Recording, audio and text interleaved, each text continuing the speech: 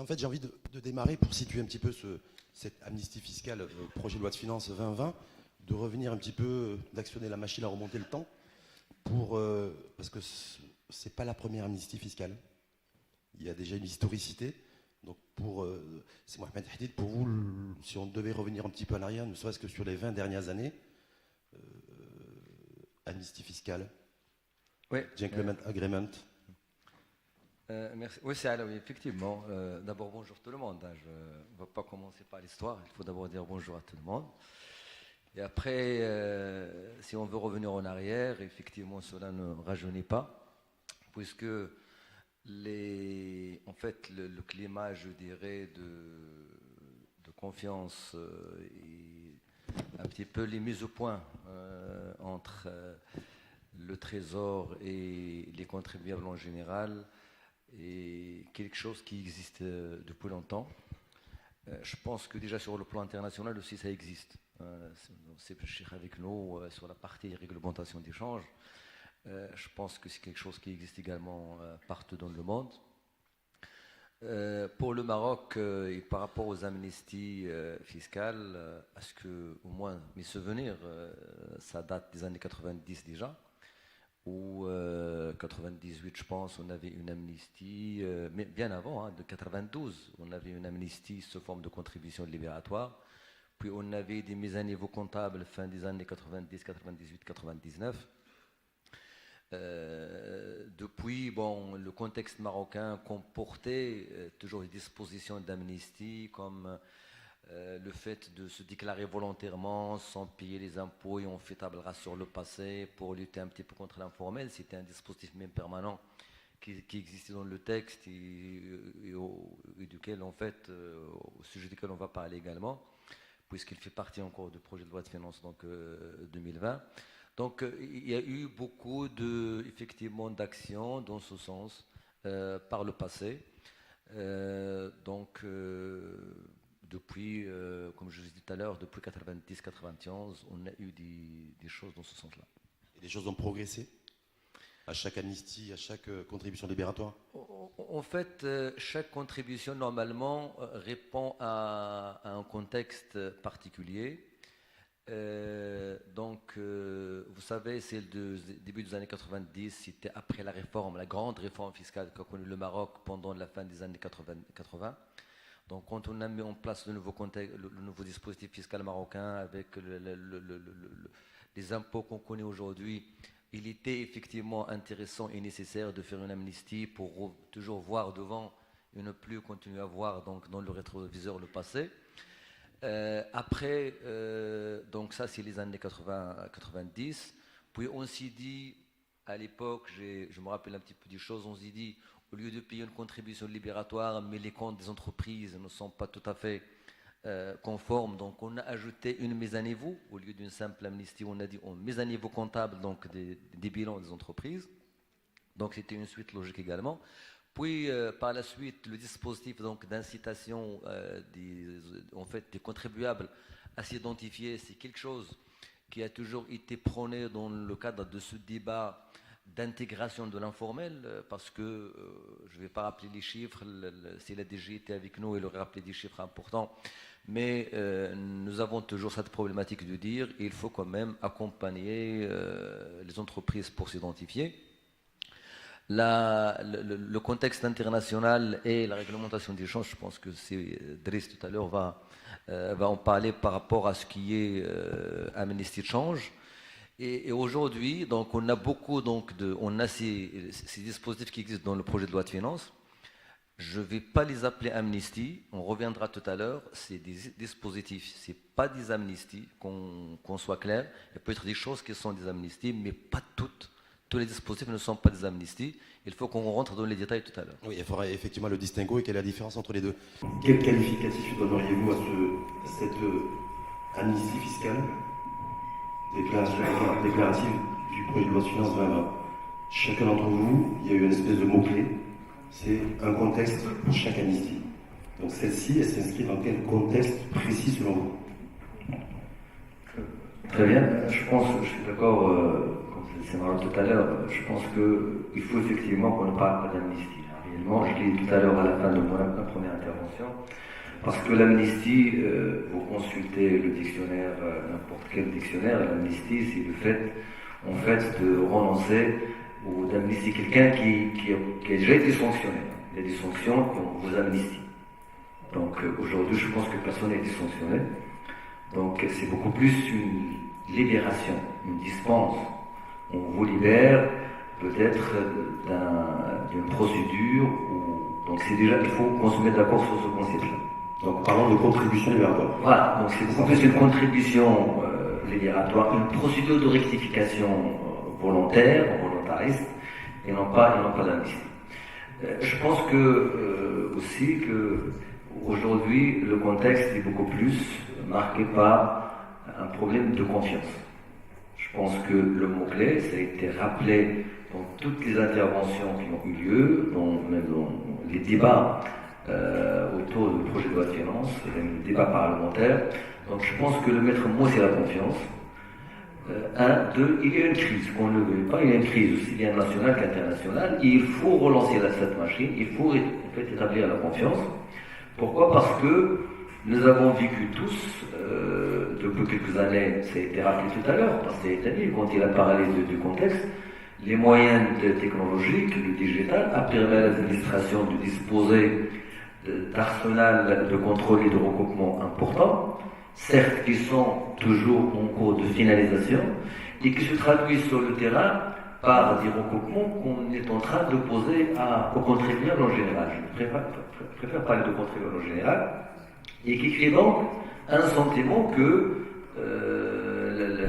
la fiscalité ou l'administration fiscale est là et qui crée un petit peu un problème de limitation de l'action. Donc les gens ont un petit peu peur parce que l'administration commence à avoir des informations sur les contribuables. On a même des personnes qui ont de l'argent, qui veulent acheter, qui n'osent pas acheter. Même quand l'argent il est clair et que les impôts ont été payés parce qu'ils ne veulent pas qu'on vienne leur poser la question. Rien que le fait de leur poser la question les dérange. C'est même pas un problème de redressement, c'est un problème de procédure.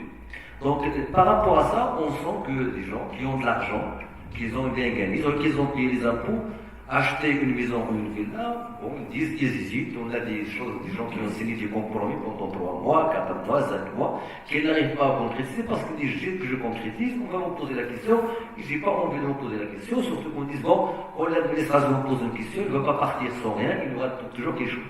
Donc il y a tout un ensemble donc, de données du contexte qui font qu'on a besoin un petit peu de dire aux gens, on va aller de l'avant, on est tout à l'heure, on va regarder dans le grand pare-brise, c'est pas la peine de se concentrer sur le rétroviseur qui est trop petit et qui fait beaucoup de mal, regardons devant et on a donc instauré cet ensemble, en fait, on en a parlé tout à l'heure, 6 mesures finalement, hein.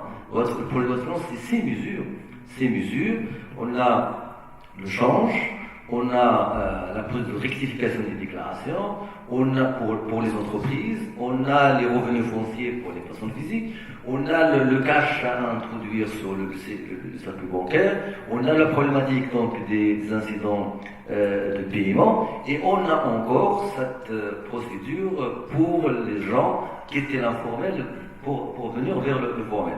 Mais ce qu'il faut constater, c'est que dans ces 6 mesures-là, en réalité, c'est le citoyen qui est visé finalement. L'entreprise, qu'on soit clair, il n'est concerné directement que par une de ces procédures.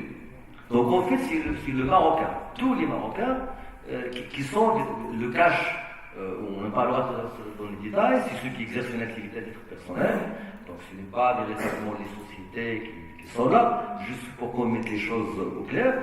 La seule chose réellement qui concerne les entreprises et les sociétés, c'est la procédure de rectification des déclarations rectificatives. Tout le reste, c'est beaucoup plus des choses qu'on dresse vers les citoyens, vers les Marocains, pour qu'on leur dise, réveillez-vous, allez-vous travailler, on ne va pas continuer à regarder dans le passé, mais plutôt à bouger sur le futur. Je suis d'accord sur le fait qu'effectivement, c'est deux opérations complètement distinctes. Je pense qu'on a fait l'amnistie des avoirs à l'étranger en 2014. On a fait l'amnistie des résidents étrangers. On a fait l'amnistie, un petit peu de tout. Restait effectivement cette régularisation, pour ne pas appeler amnistie cette fois-ci, cette régularisation pour des avoirs au Maroc. Ce que je veux dire, ce que je veux ajouter, c'est que ces gens-là, aujourd'hui, en réalité, sur un plan purement technique fiscal, n'ont pas encore commis d'anomalie. Hein. Ils ont de l'argent à la maison. Avoir de l'argent à la maison, ça peut être hors la loi. Moi, j'aimerais bien que quelqu'un me dise où est-ce qu'il y a aussi, au niveau du Code général des impôts, ce qui sanctionne celui qui a de l'argent à la maison. Et je prends le défi. Hein, un défi, celui qui a de l'argent à la maison, en quoi il a commis une infraction fiscale. Ça, c'est juste pour qu'on... Bon. Après, c'est le fait de l'injecter et le fait de l'investir. Et c'est là où le Code général des impôts et l'exposition fiscale est un petit peu absurde, si je peux utiliser le terme. Ce n'est qu'une fois que vous l'avez injecté et que vous l'avez investi qu'on va vous dire d'où vous avez cet argent. Donc, c'est une nuance quand même qui est de taille. Donc aujourd'hui, on est en train de dire aux gens, effectivement, la monnaie fiduciaire coûte beaucoup, il faut remettre l'argent dans le circuit. Et bon, on attendra les textes définitifs pour voir comment ça va se passer. Mais le problème qu'on va voir déjà, le premier, c'est qu'effectivement, on a une population large. Voilà, ben, ce n'est pas les quelques milliers, c'est un petit peu tous ceux qui ont de l'argent chez eux. Maintenant, on nous dit ceux qui exercent une activité professionnelle et agricole. Mais il y a des gens qui n'ont jamais identifié une activité. Ils l'exercent, mais ils ne l'ont jamais identifiée. Donc on aura un problème de savoir qui exerce une activité et qui ne l'exerce pas. C'est pour cela qu'on est venu avec cette procédure pour identifier les gens. Sauf qu'identifier les gens, ça va être l'année prochaine.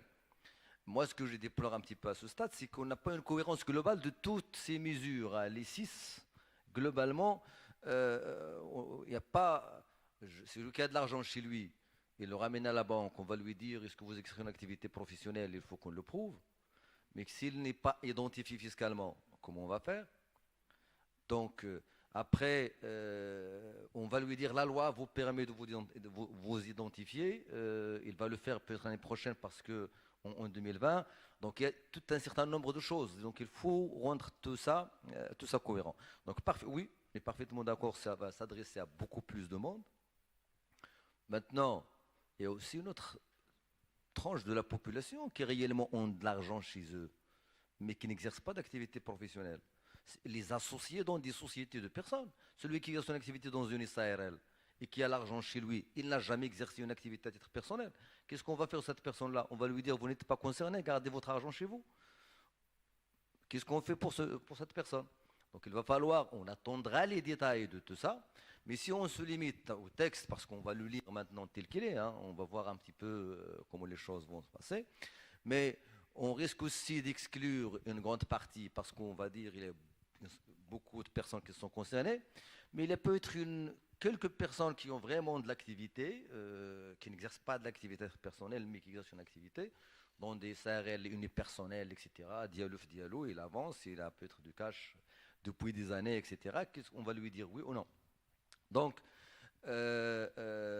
c'est une procédure, à mon avis, c'est une démarche qui permettra d'injecter de l'argent. Après, on peut se poser la question, dans ce cas, on paye 5%. Pourquoi on paye 5%? Parce qu'ils ont du cash, on a du cash à l'extérieur, maintenant on va l'injecter, on évite un coût, alors qu'il faut payer un coût. Donc on a un certain nombre de questions à ce stade. Je pense personnellement, je considère que c'est une bonne chose qu'on ait ça, parce que c'est le seul maillon qu'on n'a pas traité depuis. On a traité toutes les différentes parties. Les Marocains qui reviennent de l'étranger, on a traité un petit peu tout. Il restait ces Marocains. Les Marocains qui ont de l'argent au Maroc. Donc c'est bien d'avoir ce dispositif.